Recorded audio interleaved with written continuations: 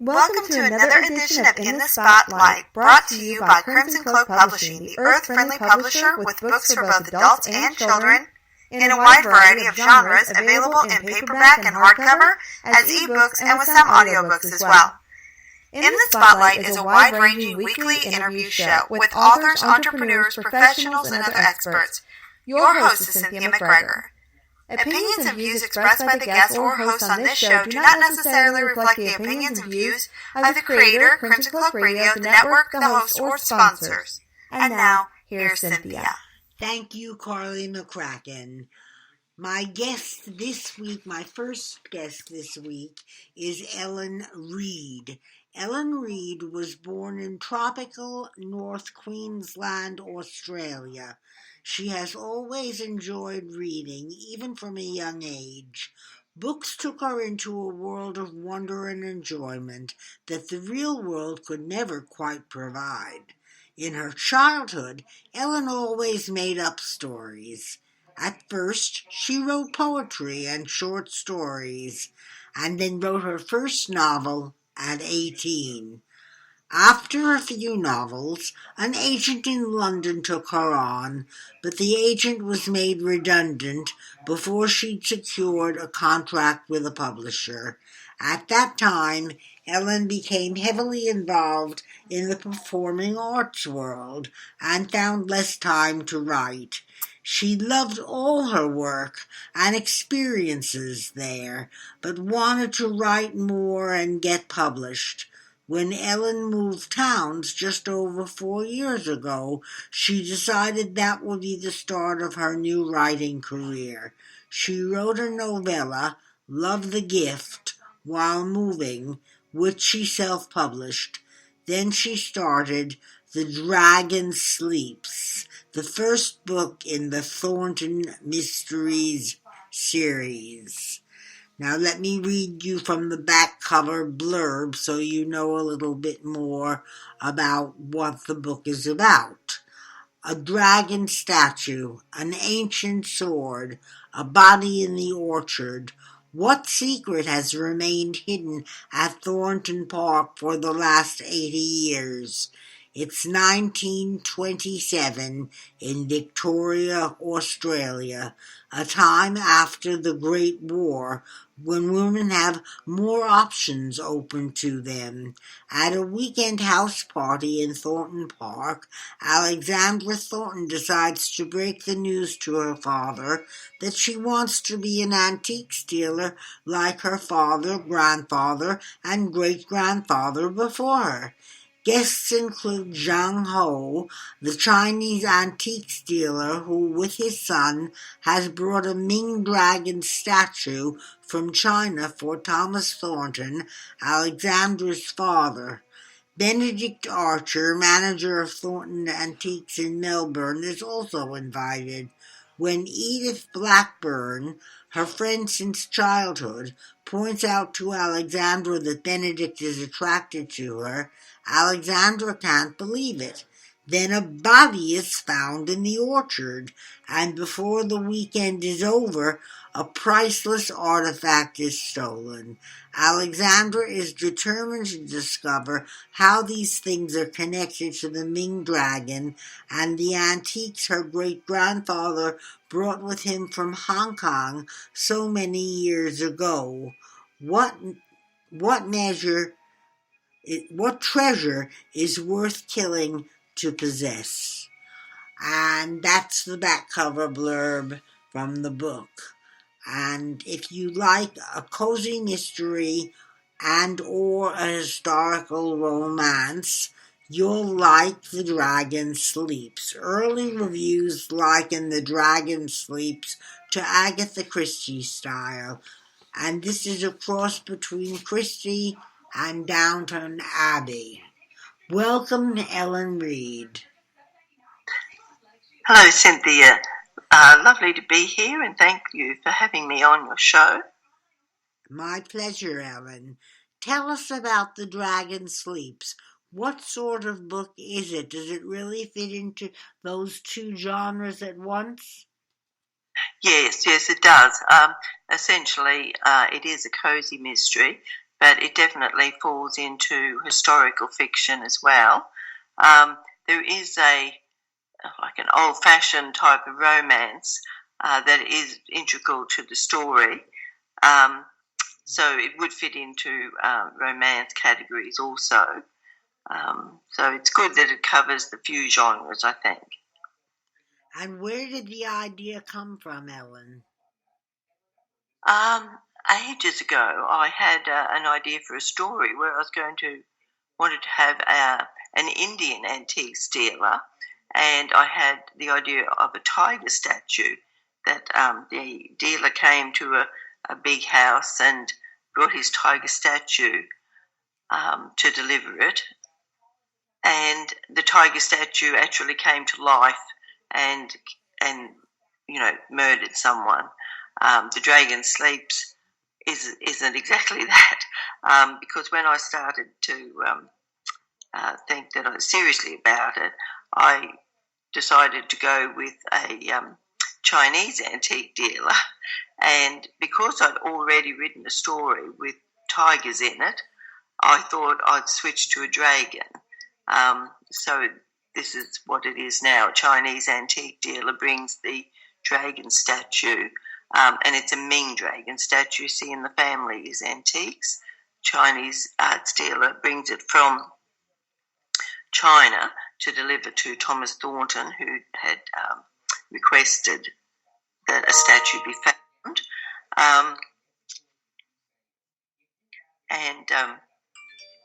But that's sort of one area that the idea came from.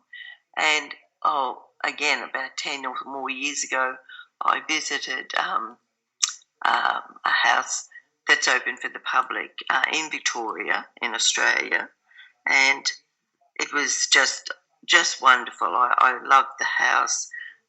It technically was decorated in Victorian style, and my book is in the 1920s, but it was still, the house itself was so beautiful. And I thought one day I'm going to write a story with a house like that in it. So the house inspired me in that way. And then really the two things came together with The Dragon Sleeps. So that house inspired me is actually Werribee Park Mansion in Victoria. And as I say, it is open to the public. My house is a little bit changed. I didn't have it exactly point for point. So the house, the estate, and in my story in Thornton Park, the house has a zoo that goes that's attached to the grounds in the estate. And the real Werribee Park Mansion does have an open plain zoo that people can go through driving in their cars. So the zoo gave me the idea to have a zoo in my story as well. So that's where the ideas melded together. Well, I love the idea that this is taking place at a time when women have more rights. I'm a feminist, and so it appeals to me. Can you tell us more about the protagonist and the other main characters? Yes, definitely. As you say, after the Great War, as it was called then, which we now call World War One, it brought a big change for women, because women went into factories and worked and picked up the jobs that the men would normally have done. They ran farms while the men were fighting overseas. So when the men came back from war, they may have picked up their jobs, but nevertheless, more women found that they could go into the workforce. And in many ways, the fashion, they cut their hair, and so the bob cut with the finger waves was very fashionable and indicative of the change in times. The hemlines rose, and all that in the fashion sense, as I say, was indicative of the characters in my book as well, because Alexandra, the main character, excuse me if I'm a bit croaky, I've been had a cough until recently. Alexandra Thornton, as you said in the back cover blurb, decides at this weekend house party that she'll broach the subject to her father that she actually wants to work, and he's rather horrified in the beginning because she's been he did give her a good education, but then she went to finishing school and she's had her year debut into society. Well, that's Melbourne society. So, of course, when she says she wants to work, he says, well, ladies don't work. And she said, well, she kept on pointing it out to him. Well, she did want to work, but he, Thomas Thornton, her father, who is also one of the main characters, is a kind-hearted man, and Alexandra has him wrapped around her little finger. So he gave in. So Alexandra is a spirited young woman, 21. But yes, she wants to do more with her life than going to social parties and lunches. And although that might be good in its place, she just didn't want to do that for her whole life. So her father says, yes, well, okay, you can work in the business. And secretly, she had been learning more about the business with the new manager of Thornton Antique Showroom, Benedict Archer. I mean, she had antiques around her all her life, but you know how it is. Sometimes you have something around you and you don't take enough notice of it. And Alexandra felt she was like that. She'd been surrounded by antiques in the home and the showroom, but she didn't really have a working knowledge of it. So Benedict had been sort of going over things with her. She'd gone into the showroom when her father was not there and secretly started learning things. Edith Blackburn, her best friend, backed her up in this, and excuse me. And she goes into the showroom and reads, because Edith's character, she's a big reader, so she's always got a head in a book or, reading something. So there's basically those four main characters. There is a love story between Alexandra and Benedict, which sort of sparks at the weekend house party. Alexandra had thought him very attractive, but when she'd gone into the showroom, she was determined just to concentrate on antiques, even if, in the background she thought he looked pretty good.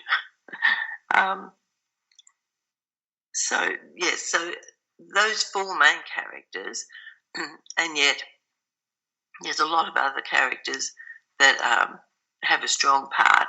And because I said this in 1927, in Australia there were still some big private houses, and Thornton Park is one of those. They have staff to look after the house and manage families that manage the farms and the estate. But they have a butler, Preston, and he's a tall, very dignified man, almost more dignified than they are. And Mrs. Preston, his wife, is their cook, although she prepares meals that are, equal to any 5-star Michelin restaurant chef today. And their daughter and other staff members come into it and do play a part in the story as well.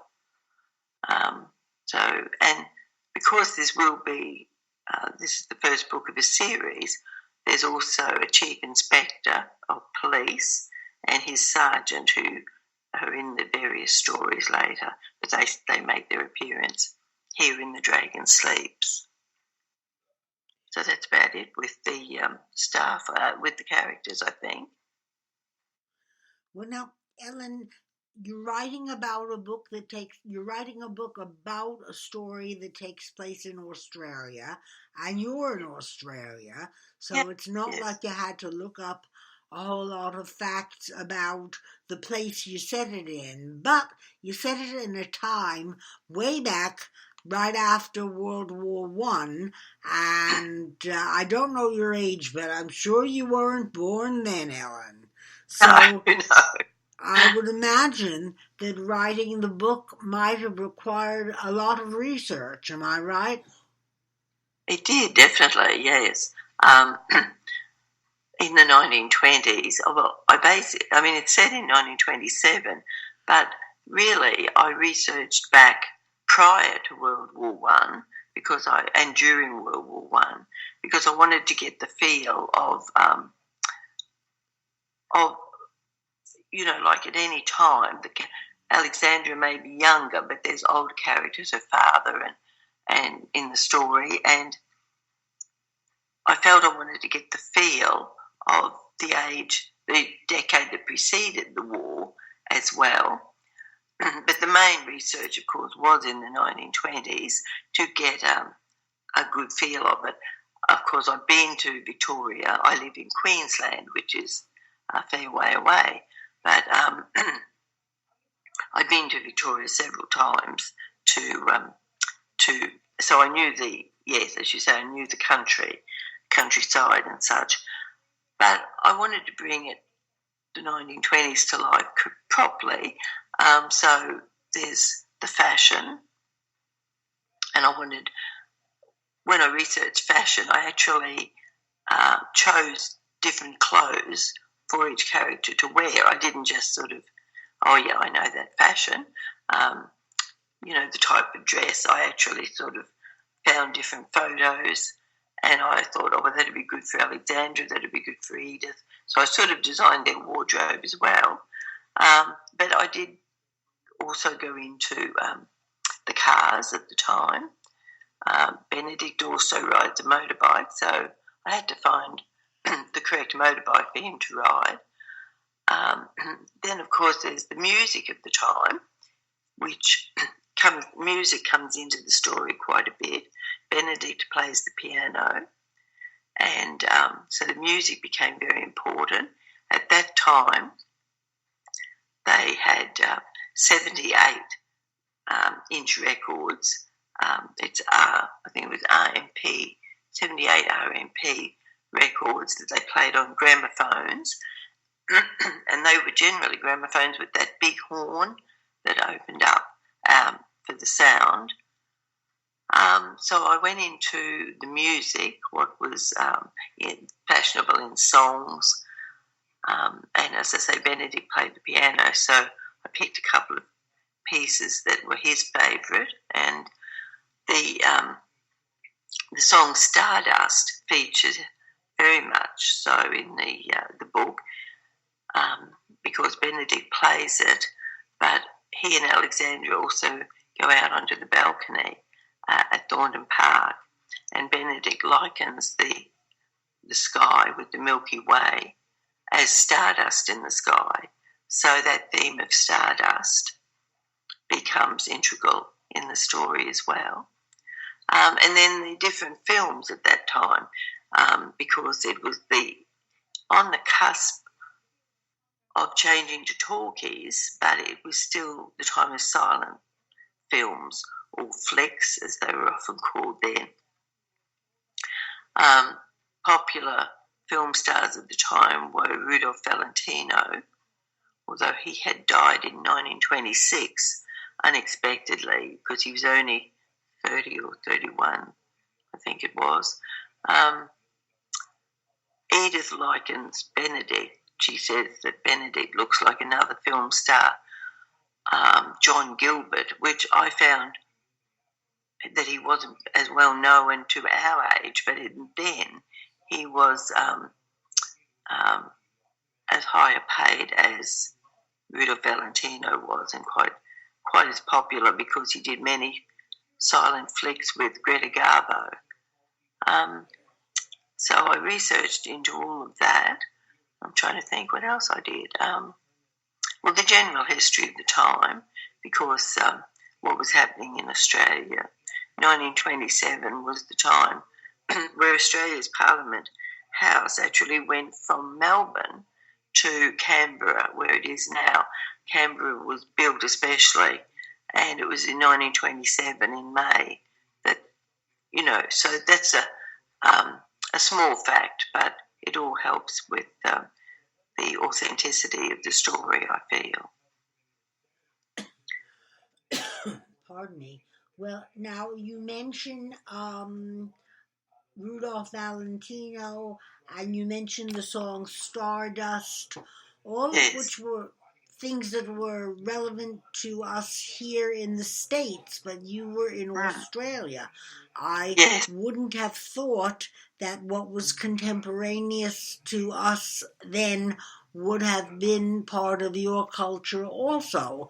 I wonder then if the 1920s were the roaring 20s in Australia, or if you didn't have that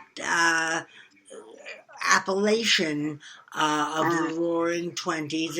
And then when we had the crash in 1929, did that affect you too? Did you have a Great Depression in the 30s as we did? Yes, well now, I don't know that Australia would have had the full roaring 20s in the same way that you did in the States, but definitely the silent films were, yes, we had that culture. Rudolph Valentino was, I guess, as popular here as he was in the States, and Australia at that time did receive, films, and we might have been a little bit behind. We wouldn't have got it like happens today, where probably a film's released everywhere in the world. We probably had it months later, but we nevertheless did have, we did get all the American films. There was a burgeoning Australian film industry, but definitely the American films were very important. Rudolph Valentino, Greta Garbo, and then on into the 30s it continued, with Clark Gable and Marlene Dietrich, and I'm trying to think of them off. Well, I can't think of them now when I need to. But yes, we did follow all the American films. As I say, there was a burgeoning industry starting in Australia.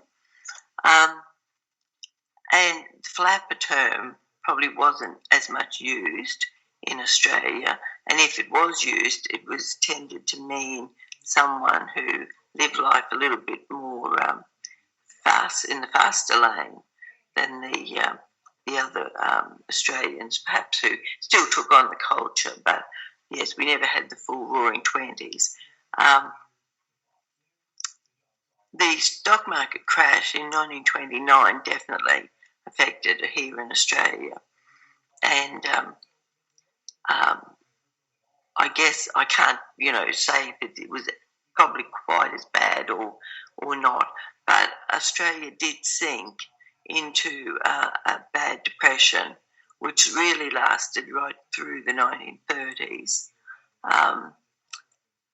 And ironically, it probably didn't improve until the World War II started, and and then there was the need for greater industry, as weapons were made and such.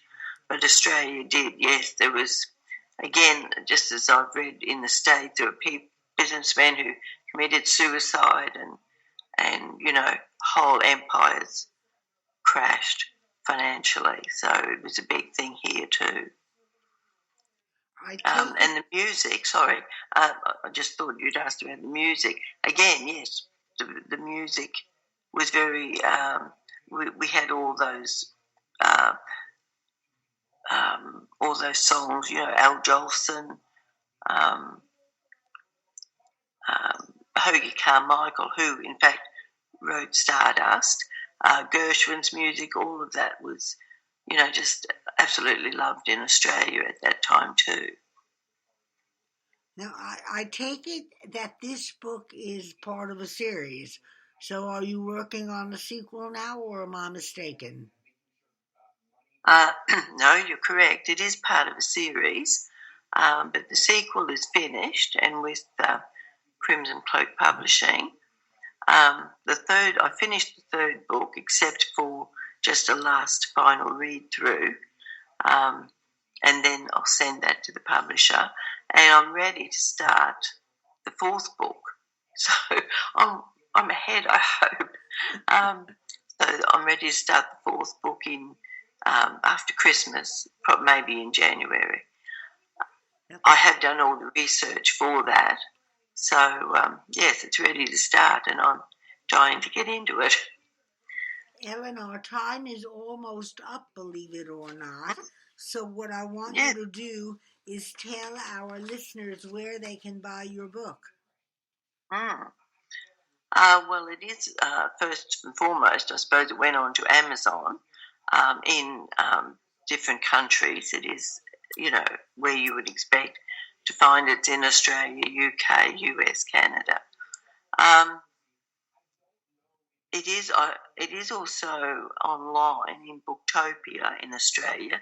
That's a large online store.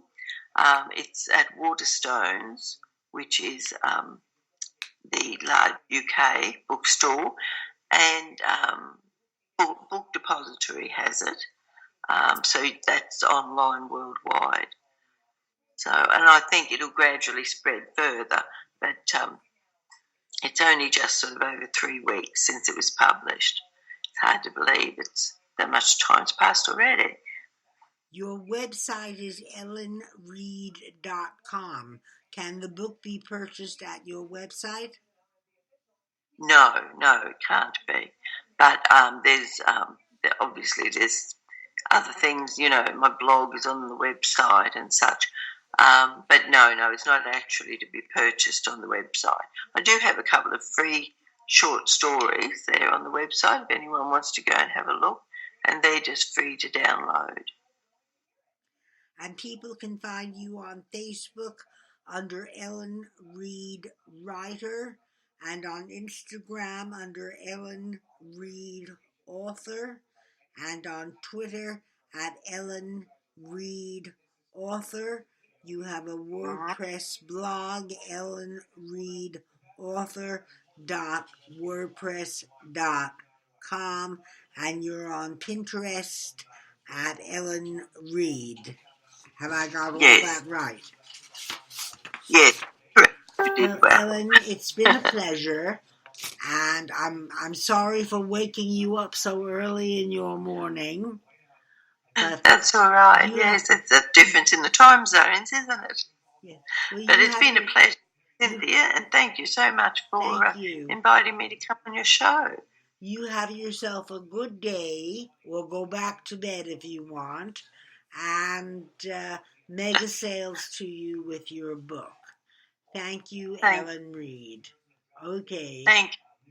Bye-bye. Bye. Now I have to do a commercial before I bring on our next guest. And that commercial will tell you that Crimson Cloak Publishing is having a 3 books for $5 deal. And be sure to, it's good at www.crimsoncloakpublishing.com. And be sure to use the discount code 3 for 5, 3 FOR 5, and it's good on any ebook $3.99 or less. You still are responsible for the sales tax, and this is good for the month of December. Now it's time to bring on my next guest, Lori Paige. So let me connect with her. Hold on.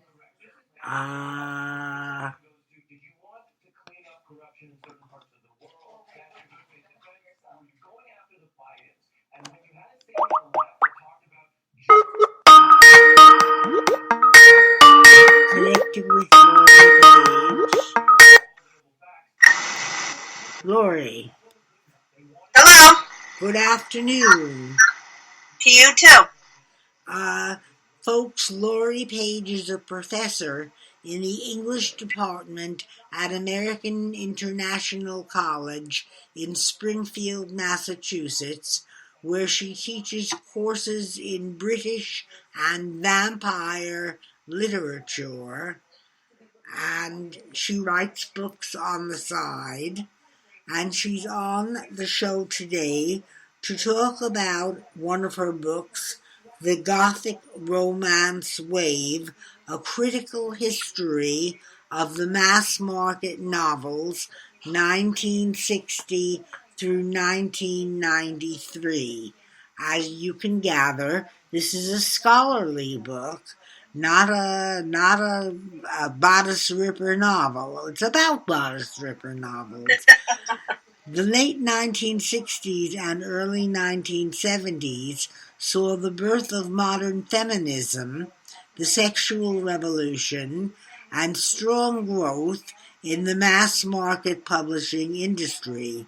Women made up a large part of the book market, and Gothic fiction became a highly popular staple.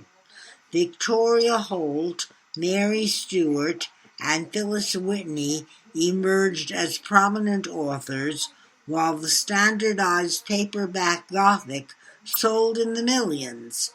Pitched at middle-class women of all ages, Gothics paved the way for contemporary fiction categories such as urban fantasy, paranormal romance, and vampire erotica.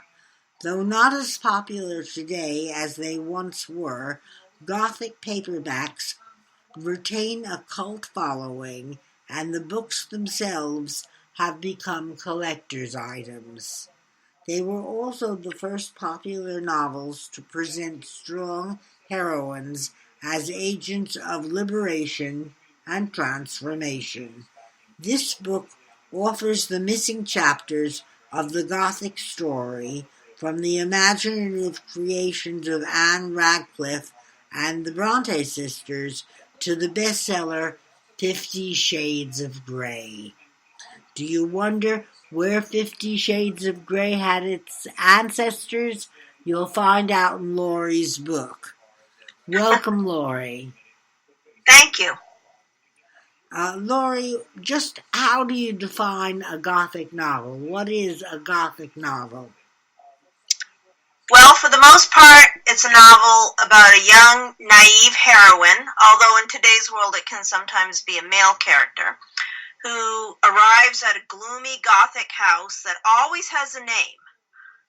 This character is usually employed as a governess, a tutor, a secretary, a housekeeper, something like that, or perhaps as a long-lost relative or a new bride. And when she's in the house, attempts are made on her life. She begins to wonder if someone is plotting to kill her, if it could be her new husband, and so on and so on. She has to solve a mystery, save some people in the family, perhaps either marry the owner of the house or maybe get out of a marriage that she was tricked into, or something along those lines. There are a lot of variations. Sorry. Lori, how did you get interested in researching and writing about this topic? Well, like most people, I came to write about what I enjoyed reading. So I've always enjoyed Gothic novels. They were very popular when I was a kid. I can remember my older sister reading them. And of course, we watched the program Dark Shadows, which was based on Gothic novels that were popular at the time. And, my interest just grew from there. And then for many years, I didn't think about them too much. One day I went to a used book sale and I found a whole box of them for a very cheap price. And I bought it, read them again, and I was hooked. And I thought to myself, I want to find out more about where these books came from and how they developed and where they went, because you don't really see them anymore. So that was sort of how I began. And Lori, what are some of the most famous Gothic novels that you discuss in the book? I start in the 18th century with a woman named Anne Radcliffe, who was one of the first women in the Western world to make a living as a popular novelist. Women have always been writing, but of course many times they had to disguise their gender, like the Bronte sisters did later. But Anne Radcliffe was very interesting because she wrote in the 1780s and 1790s, and everybody knew who she was. She didn't pretend to be a man. She wrote as herself. Her husband was very supportive of her career, and no wonder she made a lot of money writing these novels, and she was very famous. She went on to inspire Jane Austen, who was a teenager at the time, and Jane Austen's first crack at writing a novel was a Gothic. After Anne Radcliffe, I study a few minor authors of the late 18th and early 19th century, and then, of course, the Bronte sisters would be a very well-known pair of Gothic writers. Later on, moving into the modern period, I talk about Victoria Holt, with whom you mentioned before, Mary Stuart, Phyllis Whitney, and a variety of others, all the way up to Anne Rice, Stephen King, and of course 50 Shades of Grey, which we've already mentioned. Why were the Gothic so popular in the 1960s? Well, as you mentioned in your introduction, it really played into a lot of social upheavals that were going on at the time, and things like women's rights, changing demographics, increased literacy, increased publishing, cheap publishing, the rise of the paperback romance novel. All of these things kind of came together. And since the Gothic has a very flexible format, authors have often used it to provide social commentary in kind of a safe, non-offensive way. Obviously, a series of novels that have heroines at the center can't help but comment on feminism in one way or another. So they were actually pretty progressive books. They weren't very sexy. A lot of people nowadays think of them as, you mentioned bodice rippers before, and of course they're related to bodice rippers, but they're a lot more chaste and G-rated than most of the other historical romances that were beginning to be popular in the early 1970s. But women really enjoyed these, I think, because they combined romance with mystery. The storytelling is very lively. The characters are usually very memorable. And they're very much the same story over and over again. So people knew exactly what to expect. And if they liked that formula, they went for it. And they bought lots and lots of these books. Well, now, then when and why did they cease being so popular? Well, everything that made them popular at the beginning kind of contributed to their decline, right? They were very similar. A lot of them, I mean, I mentioned there's a strong formula for that. The gloomy house, the naive heroine, the brooding master of the house, some light mystery. And although for a while people enjoyed reading that over and over again, I suppose over time the sameness sort of weighed the genre down. Also, in the early 1970s, women's fiction became a lot more explicit. There was a book that came out called The Flame and the Flower, 1971, and it was like the 50 Shades of Grey of its time. It was very, very explicit. It was very hot. It had all of those, I don't know what you'd call it, those characteristics that we now associate with bodice rippers and books with guys on the cover stripped to the waist and all that kind of thing. And this was the new craze. And booksellers wanted to stock those kind of books. So those old Gothics kind of looked a little old-fashioned, slowly got pushed off the shelf. And from there, they just declined. I stopped the book at 1993 because in 1993, the last Gothic press, the Zebra Gothics, went out of business. And that was kind of the end of the mass market Gothic novel as I discuss it. Now, of course, it kind of mutated into other forms, and it is still around in a way. But the ones with the very formulaic cover, the woman in the nightgown running away from a big haunted house. You just didn't see them anymore, and really don't see them anymore, except as maybe parody. Well, now, how do Gothic romance novels compare to other kinds of romance novels?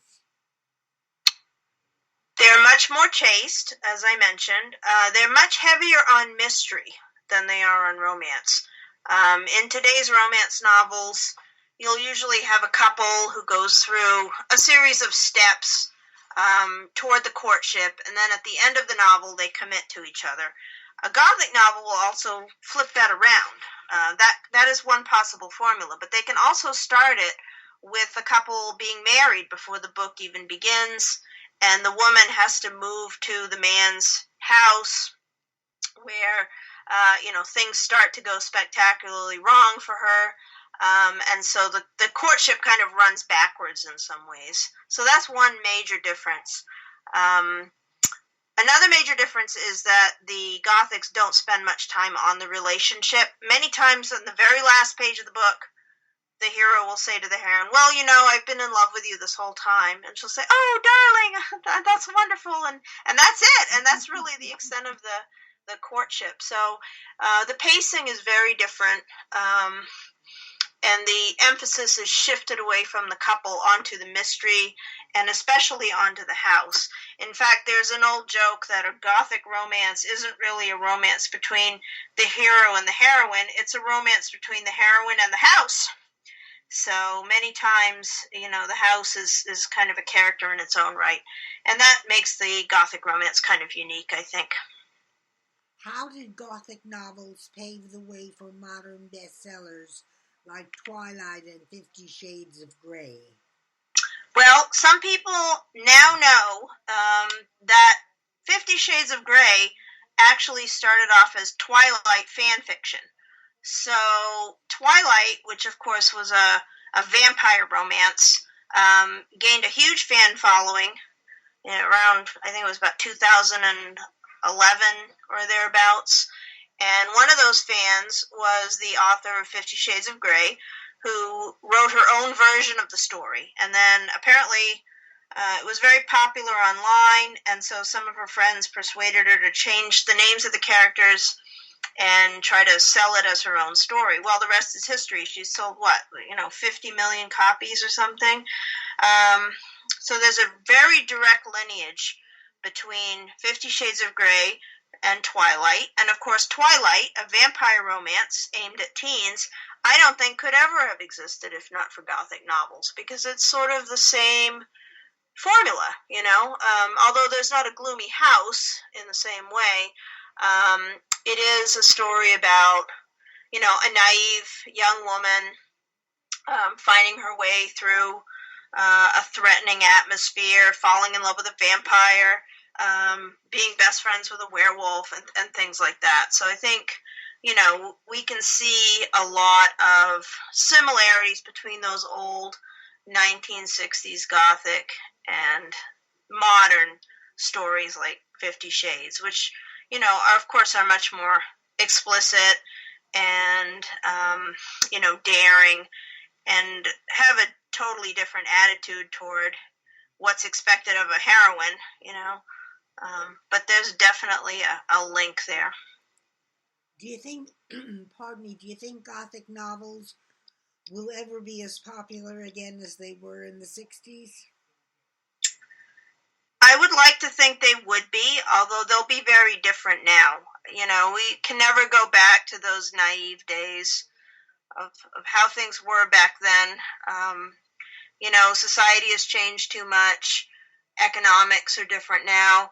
Who in the world could afford to have, a 30-room mansion in today's world with only 3 people living in it? But, you kind of have to assume that that's possible for a Gothic to take place. The setting is very important.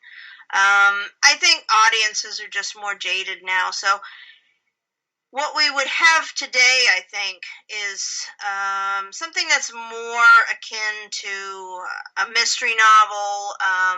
The heroines are a lot tougher and smarter. You won't get those naive young girls that used to populate those old 60s Gothics. So if it does come back, it will look different than it did in the 60s. And, unless, of course, it's set in the past. That's one way around it, is to do a historical type of Gothic. But I think, there are some signs that people are still interested in this type of story. Recently, there was a movie called Crimson Peak, which sort of took some of the popular tropes from Gothics and created a new story with it. You also see, in paranormal romance, you see some throwbacks to those Gothic, characteristics. And also, once in a while, presses like Harlequin Romance will sort of do a Gothic-themed book. They don't do as many as they would have in those days, but once in a while they'll do one as kind of a nostalgia thing. And people still enjoy them. They just don't, I don't think they'll ever consume them in the quantities they did in the late 60s. What do you think will be the next outgrowth from Gothics? Well, obviously paranormal romance was very big a few years ago. I think it's not quite as big now, but it always tends to come back. These things run in cycles. So I think, we'll probably get more vampire stories, more werewolf stories. Witchcraft seems to be a really big theme right now in romance novels. I'm seeing an awful lot of romances about both male and female witches, mostly, doing good, white witches, so to speak. Maybe like Bewitched, that kind of thing. People seem to enjoy that. So I think that might be a possible direction, combining it with sort of light magic as well as mystery. I see a lot of that. And I think they're also found in the mystery section, usually, rather than the romance section. So the Gothic has always straddled those two genres. We might be moving more into the mystery side of things these days. Do you have a funny story or a heartwarming story or one that relates to your career that you'd like to talk about? Well, I've always enjoyed, reading these novels. And one thing that I did while I was researching the book was haunt, garage sales, used book sales, as well as visit Barnes and Noble and sort of looking for books to discuss that I could analyze for my book and everything. And I met an awful lot of fellow readers, romance readers, Gothic fans. A lot of them were older ladies, retired, had plenty of time to read. And I remember one lady in one of the stores, she had a huge notebook, and in the notebook she had printed out from her computer all of the books she had in her collection, and it was quite a notebook. I mean, it had hundreds of pages, and she was telling me how reading these books really kept her going during days when she felt ill or low or lonely. She always had a book to turn to, and she had particular favorites that she'd put stars next to in the book.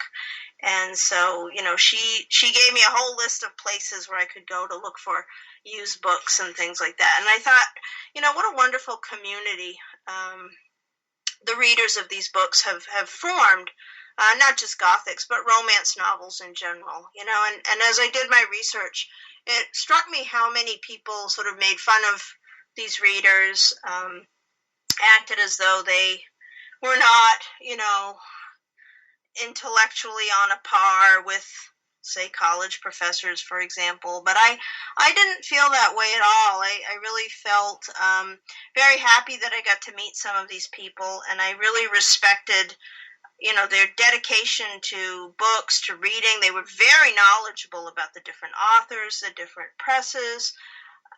It really made me think differently about who reads novels, why are they published, who publishes them, and for whom. And I think, people should have more respect for the reading community, and not stereotype the readers of romances, even though they may be sort of quote-unquote disenfranchised population of older women, they're actually pretty sharp and feisty, and they know what they like, and they're not ashamed to ask for it in terms of what they want to see published and what they'll spend their hard-earned money on.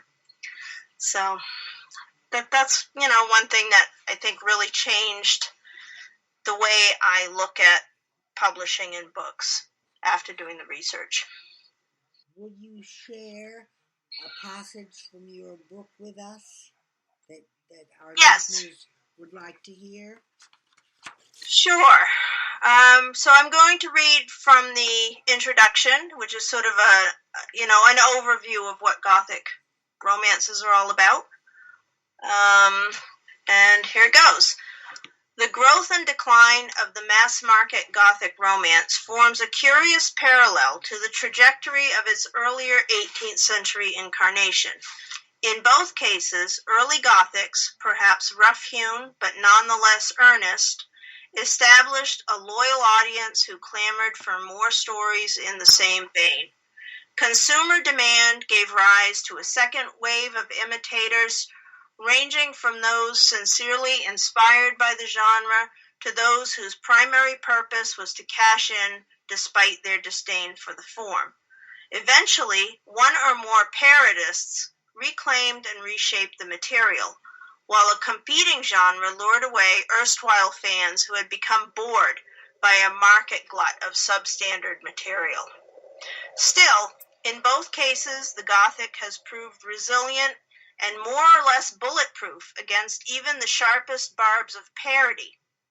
This may be because even at its most intense moments, a Gothic novel is already a sort of parody or pastiche in itself, enlarging, amplifying, and sensationalizing the familiar patterns of life and literature.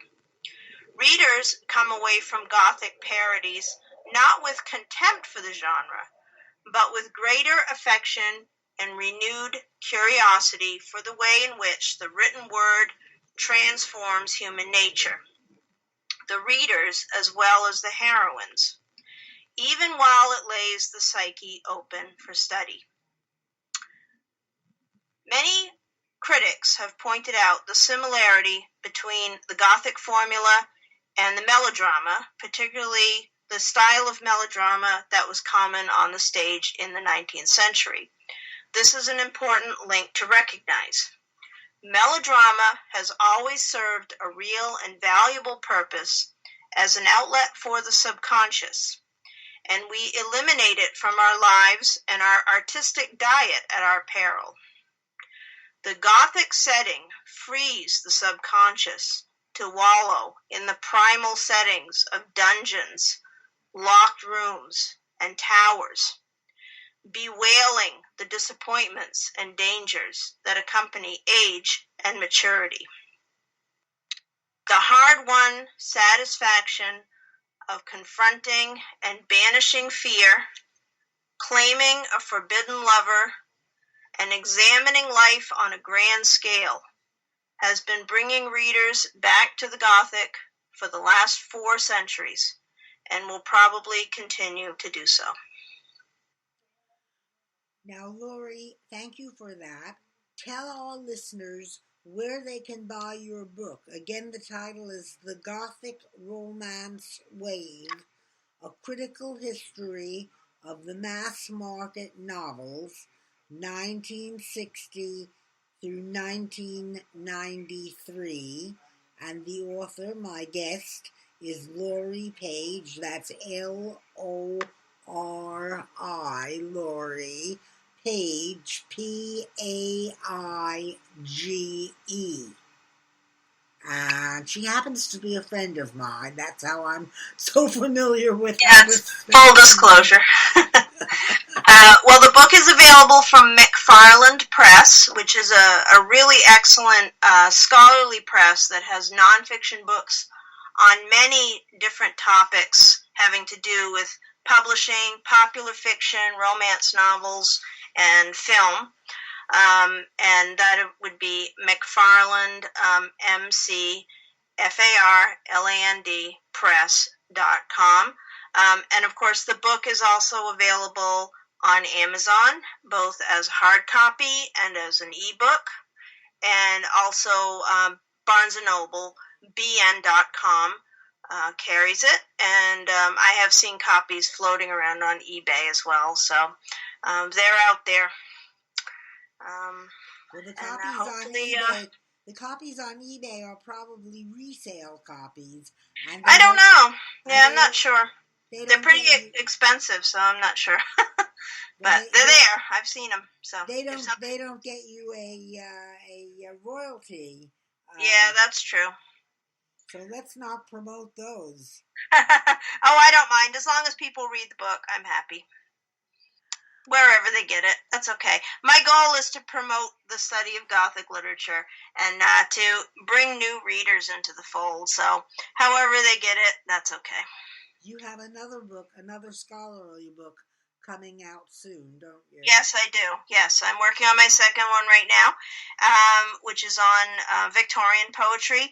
And then eventually, since this book stopped at 1993, I'd like to start with 1993 and go from 1993 to the present. But that one, I have not even started reading the research material or outlining it or anything yet. So that's for the future. But meanwhile, I have another one that I'll be working on. Can you give us a 2-minute idea of what the research involves for this one? For this one? Well, the main thing I did was read a lot of Gothic novels. As I mentioned, I went to some different yard sales, used book sales, et cetera, et cetera. And I would just buy, any old Gothic novels that I could find. I ended up with probably 2 bookcases full of them. I mean, they were just everywhere in the house. And, obviously I had way too many. I couldn't read them all. So I flipped through them and read representative samples from different periods. I tried to divide them into early 60s, mid-60s, late 60s, early 1970s, and then late 1970s, and then the ones from the early 90s, the Zebra Gothics, I separated those out too, and, read a few from each section. And after that, it was just a matter of writing down what I found in terms of similarities, looking at criticism that had been done about other types of romance, looking at the publishing, world in the 1960s, who was publishing these, why. There were 3 or 4 main presses, Avon, which is still around, Ace, Lancer Gothics, and Berkeley, and a few like that. And just finding out, how they came to get into this game. One interesting thing I found out was that they are called Gothic novels because one of the publisher's mothers was a big fan of Daphne du Maurier's novel, Rebecca, and she described it to him as a Gothic. Until then, most of the Gothics had been just called romantic suspense or, some similar type of term, or just mysteries or whatever. But after that, because that was the publisher of Ace Books, so on all of the Ace Gothics, you'll see the logo Ace, First in Gothics, because they came up with that idea of calling these Gothic novels. And, it was an early example of what we call branding today, where you would give something a catchy name and it creates demand with the public. And it was going on in the early 60s just as it is now. They just didn't call it that or think of it the same way. Lori, I have to stop you there. Our time is up. Thank you very much, Lori Paige. And folks, I have to say goodbye, not just for the week, but period. Goodbye. This is our last show, I'm sorry to say. And I want to thank Crimson Cloak Publishing, and I want to thank all of you who have been listening. The sign-off that you hear every week is pre-recorded, and it will say, don't forget to tune in next week. But there is no next week. This is it. It's been a pleasure being your host, and I've enjoyed every minute of it except when my guests didn't show up or when or when the internet connection went down or other crises like that. But except for that, I've enjoyed every minute. Yeah. So thanks for being with me all these months and years, I guess, actually. And like I always say, pass a smile along. This is your host, Cynthia McGregor, wishing you happy holidays and a good life. You have been listening to In the Spotlight with your host, Cynthia McGregor, brought to you by Crimson Cloak Publishing. For a wide variety of books for both adults and children in print, ebook, and audio formats, join us every Tuesday at the same time as In the Spotlight brings you interesting guests who entertain and enlighten you. I'm Carly McCracken. On behalf of Crimson Cloak Publishing, thank you for joining us, and we hope you'll join us again next week. There is no next week, folks. This was it. Bye-bye.